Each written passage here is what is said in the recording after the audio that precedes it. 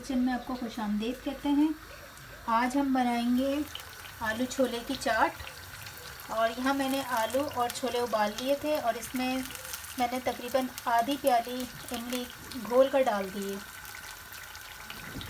और यहाँ पर ये हमारे पास एक टमाटर है जो बारीक काट लिया है, तकरीबन 3 हरी मिर्चें हैं और 2 छोटी प्याज हैं और हरा धनिया।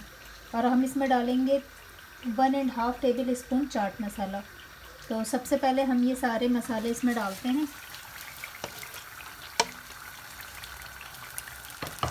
और 1.5 टेबल स्पून हम डाल रहे हैं इसमें चाट मसाला।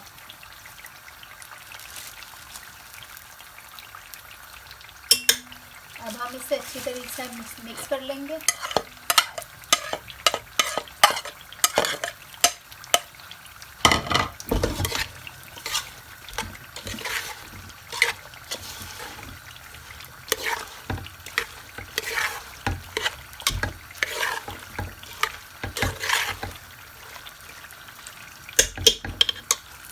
ये देखिए हमारी आलू छोलों की चाट बिल्कुल तैयार है।